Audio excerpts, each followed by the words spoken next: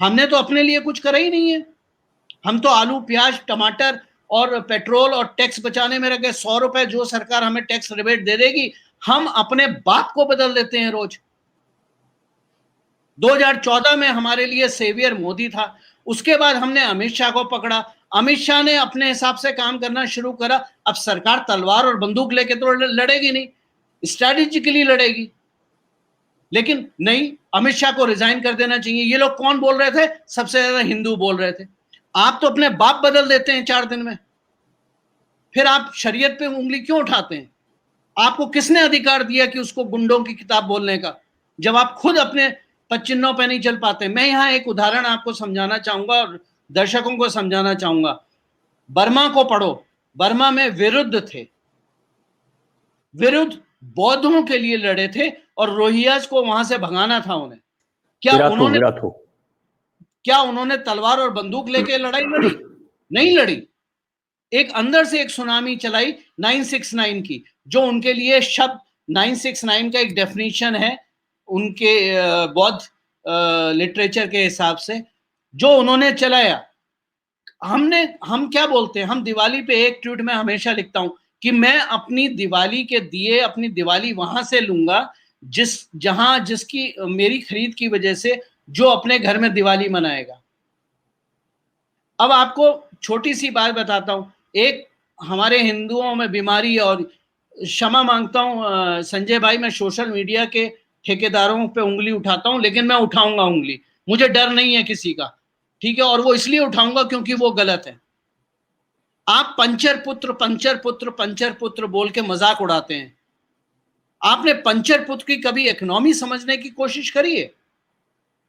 आप हिसाब लगाइए, एक बच्चा पैदा होता है, 3 साल में वो मदरसा में जाता है, खोपड़ी हिलाना सीख जाता है, 4 अरबी की आयतें सीख जाता है, कुरान सीख जाता है, और उसके बाद वो पंचर की दुकान पे बैठता है। 3 साल से लेके 5 साल तक वो सीखता है, उसको खाना फ्री मिलता है, पंचर वाला उसे खाना फ्री देता है अपनी दुकान में। 5 साल के बाद 5 साल से 10 साल की उम्र में वो अपने उस्ताद के लिए सारे टूल्स लेके आता है, उसकी मदद करता है पंचर लगवाने में। 10 साल के बाद वो बच्चा खुद टायर निकाल के पंचर लगाता है, वो 1000 रुपए 500 रुपए रोज घर के ले जाता है। आप कैलकुलेट कीजिए, 3 साल से लेके 18 साल की उम्र तक, जब तक हमारे बच्चे स्कूल पास करते हैं, या 22 साल की उम्र ले लीजिए जब कॉलेज पास करते हैं। मेरी कैलकुलेशन ये है कि 22 साल की उम्र तक हम अपने बच्चों पे लगभग 60 लाख रुपए खर्च करते हैं, और जो शरीयत की मांग कर रहे हैं वो 60 लाख रुपए घर में कमा के लाते हैं।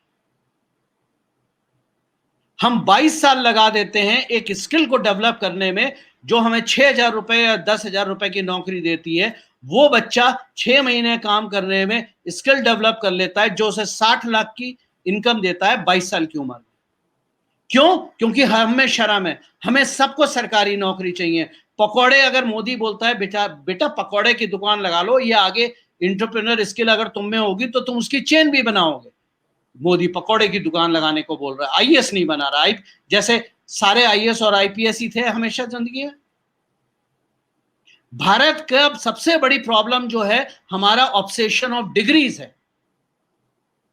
सनातन को हमने कब पालन करा?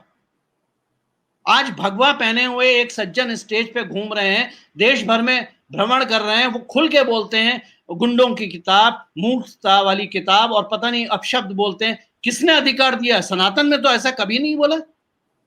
सनातन तो धर्म ही नहीं है किसी को गाली देने का। और जब लड़ाई होती है, वो दिन गए जब आप दो तरफ की आर्मी, कुरुक्षेत्र की लड़ाई धर्म की लड़ाई थी, अधर्म के विरुद्ध थी, आमने सामने खड़े होकर लड़ी थी। आज की जो धर्म की लड़ाई है ना, वो आमने सामने खड़े होकर नहीं लड़ी जाती, वो गुरिल्ला वॉरफेयर होता है। आपने बोला, जो क्षमा मांगता हूं, बहुत वरिष्ठ हैं लेकिन हिंदुओं के ठेकेदार हैं, लेकिन उन्होंने बोला एक लाइन प्रेसिडेंट लिखे 370 हट जाएगी, ऑर्डिनेंस लाओ, राम मंदिर बन जाएगा। आपने कभी सोचा अगर उस तरह से अगर हम चलते तो कितनी लाशें गिर चुकी होती इस देश में, कितने दंगे हो गए होते इस देश में, दुनिया ने हमें डिसोन कर दिया होता। लेकिन 6 साल की मेहनत के बाद जब मोदी ने स्ट्रेटेजिक मेहनत करी और 6 साल के बाद राम मंदिर का नींव रखी गई और 370 हटी, तो एक लाश नहीं गिरी। दुनिया का एक नेशन, पाकिस्तान जो ठेकेदार है, उसको छोड़ के बाकी कोई हमारे अगेंस्ट खड़ा नहीं हुआ। क्योंकि कुछ लड़ाइयां जब आपका दुश्मन एकीकृत होता है, संगठित होता है, वो संगठित हैं, हम संगठित नहीं है। हमारी पॉपुलेशन ज्यादा है लेकिन हम संगठित नहीं है। जब आप संगठित नहीं होते हैं तब, और आप में लीचड़ लोग ज्यादा होते हैं, जो मतलबी होते हैं, जो अपने काम से मतलब रखते हैं, जिनको धन की कोई परवाह नहीं होती है, जब ऐसे लोग आपकी सेना में होते हैं तो आप खुल के लड़ाई नहीं लड़ सकते। आपको स्ट्रेटेजिकली वॉरफेयर अप्लाई करनी पड़ती है। आज हमने पाकिस्तान की लाइन काट दी, सप्लाई लाइन काट दी 2014 से लेके। 2014 के बाद भारत में कितने बम ब्लास्ट हुए? क्या यहां पर वो बम ब्लास्ट जो पहले करते थे वो लोग आज नहीं है? वो हैं, वो छिपे बैठे हैं, हमें पता है कहां है, हमारी नजर है उन पे 24 घंटे, लेकिन वो हरकत नहीं कर पा रहे हैं क्योंकि पीछे से सप्लाई लाइन हमने काट रखी है। और जब तक हम वो काट के रखेंगे तब तक ये देश सुरक्षित रहेगा। पाकिस्तान भारत की प्रॉब्लम नहीं है, पाकिस्तान पूरे सब कॉन्टिनेंट की प्रॉब्लम है, पूरे दुनिया की प्रॉब्लम है। पाकिस्तान जब आजाद हुआ तो उसने मूल्य पैदा करे, जहां उसे डॉक्टर, इंजीनियर्स, एडवोकेट्स, टीचर्स पैदा करने चाहिए थे, वो मूल्य पैदा करे। और उस मूल्य पैदा करने के चक्कर में यह हुआ कि आपने आतंकवाद बढ़ाया। जब हम बरेलवी और देवबंदी की बात करते हैं तो हमें बात, ठीक है हम बात करेंगे, लेकिन जब वो फिर बात बोलते हैं ब्राह्मण और क्षत्रिय और वैश्य और शूद्र की, तो हमें बुरा नहीं मानना चाहिए। कितने ठेकेदार जो स्टेज पे खड़े होकर बोलते हैं और बड़ी उत्तेजना में बोलते हैं, ब्लड प्रेशर बढ़ाते हैं सारा हिंदुओं का, कि किसने समय 1 मिनट में पूरा कर लूं, किसने ये बोला कि हमें हिंदुओं को सिखाया कि हमें अपनी बच्चियों के साथ कैसे रहना है, हमें परिवार को संगठित कैसे करना है, हमें मंदिर में कहां जाना है। 4 हिंदू एक डायरेक्शन में तब चलते हैं जब 5वां कंधे पे होता है, उसके अलावा उनकी मति नहीं होती है एक साथ। तो हम किसकी बात कर रहे हैं? तो अगर वो शरीयत की बात कर रहे हैं तो बड़ी अच्छी बात है, कम से कम मैं तारीफ करता हूं, वो इकट्ठे तो हैं, हम तो इकट्ठे भी नहीं है।